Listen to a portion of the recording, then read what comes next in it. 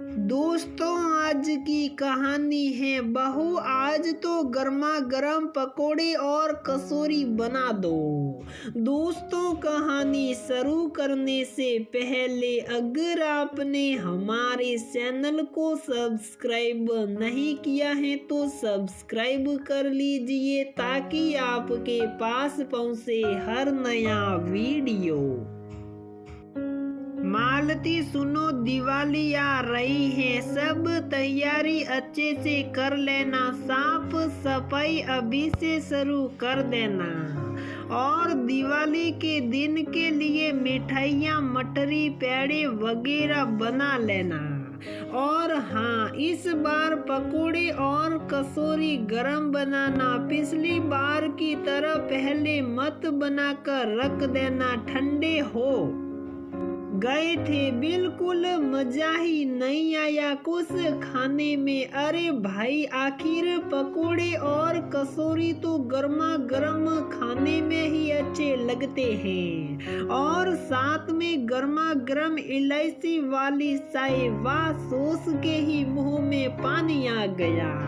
समझ गई ना अच्छे से या फिर से समझाना पड़ेगा? जी समझ गई, जैसा आपने कहा है वैसा ही होगा। और सुनो, बहू को भी सब अच्छे से समझा देना, पिछली बार तो उसकी पहली दिवाली थी इसलिए कुछ नहीं कहा उसे भी अपने साथ काम में लगा लेना। जब देखेगी तभी तो यहाँ के कायदे नियम सीखेगी, आखिर उसे ही संभालना है आगे सब कुछ।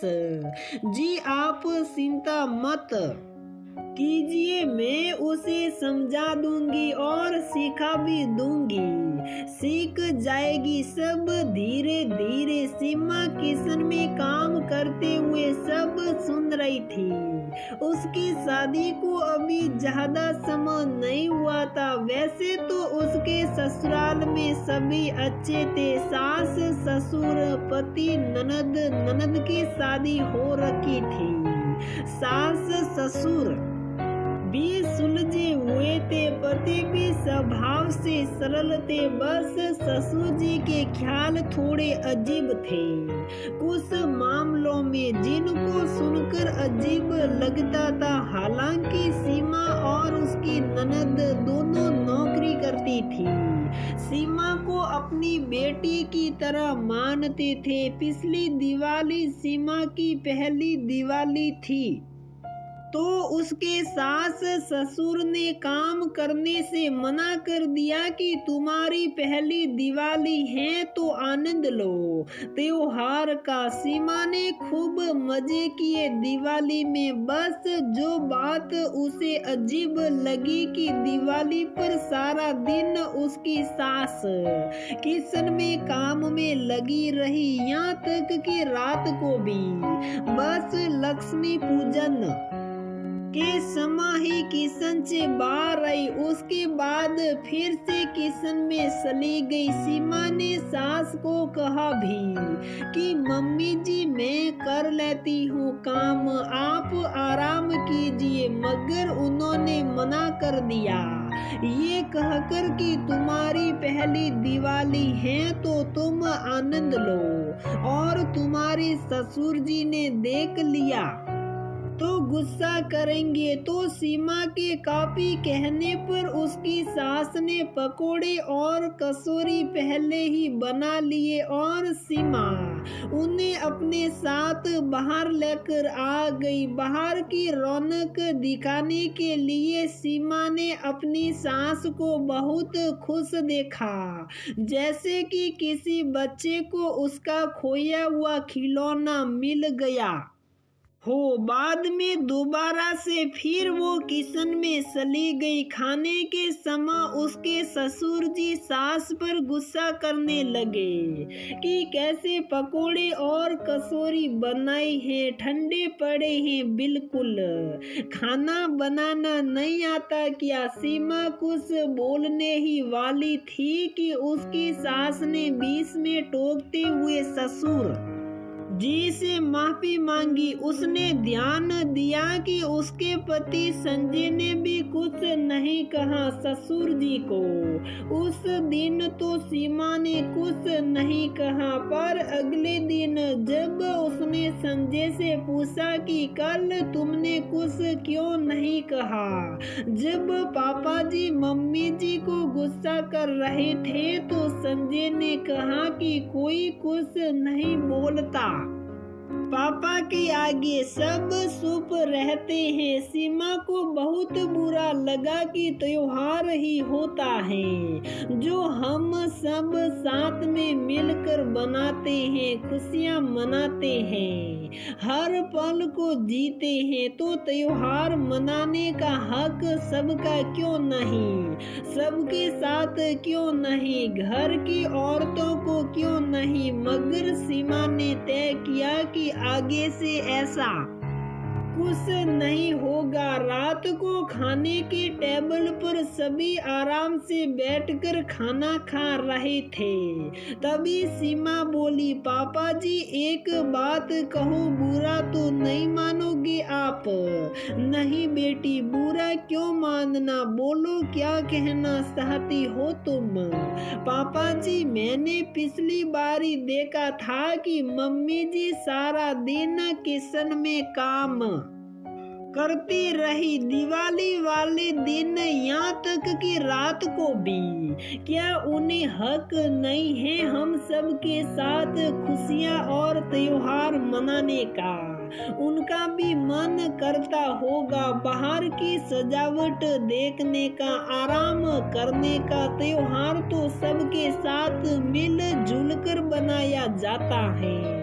जहाँ तक रही काम की बात, तो इस बार कोरोना बीमारी के कारण कोई घर में आने से रहा, फिर भी जैसा आपने कहा है वो सब बना लेंगे पहले ही। मैं भी मम्मी जी का हाथ बटा दूंगी काम में। दिवाली वाले दिन भी सब काम कर लेंगे शाम तक, फिर हम सब मिलकर दिवाली बना सकते हैं। इतना कहते ही सीमा की नजरें अपने ससुर जी को जवाब के लिए टटोलने लगी। सास और पति की नजरें भी उन्हीं को देखने लगी। थोड़ी देर बाद ससुर जी ने चुप्पी तोड़ी। सुनो बहू, एक बात बताता हूँ, हमारी शादी को 27 साल हो गए, मगर आज तक तुम्हारी सास तो क्या बच्चों ने भी कुछ नहीं कहा।